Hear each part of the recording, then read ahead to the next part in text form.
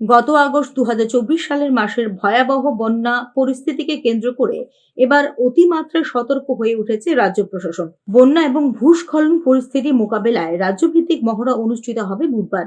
আগরতলার মোট 12টি স্থানে হবে এই মহড়া। এর মধ্যে বন্যা পরিস্থিতি মোকাবেলায় মহড়া অনুষ্ঠিত হবে 6টি স্থানে। মঙ্গলবার সাংবাদিক সম্মেলনে জানিয়েছেন পশ্চিম ত্রিপুরা জেলা শাসক ডক্টর বিশাল কুমার। कल 9 जुलाई के दिन पूरे हमारे स्टेट में state level disaster management mock exercise है, जिसमें जो स्टेट लेवल का जो एक्सरसाइज है वो अगरतला में किया जाएगा।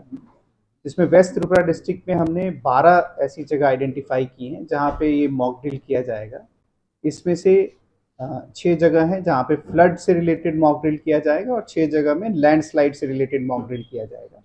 जैसे आप सभी को पता है कि अगस्त 2024 में एक मैसिव फ्लड आया था, जिसमें लैंडस्लाइड्स की भी बहुत सारी घटनाएं हुई थी। तो उसको लेके और उसकी प्रिपेयर्डनेस को लेके हम लोग यहाँ पे ये एक्सरसाइज करेंगे।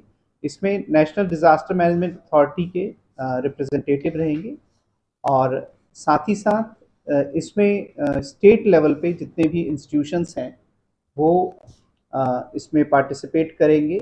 সকাল 7:30 থেকে শুরু হবে এই মহড়া। রাজধানীর উমাকান্ত ময়দানে হবে মহড়ার মূল কর্মসূচি, জানিয়েছেন পশ্চিম ত্রিপুরা জেলা শাসক।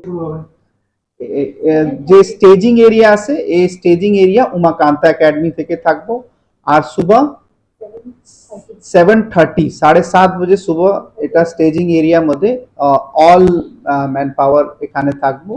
আর যে প্রমিনেন্ট এরিয়াগুলি আছে যেখানে এটা হলো, এটা মেইনলি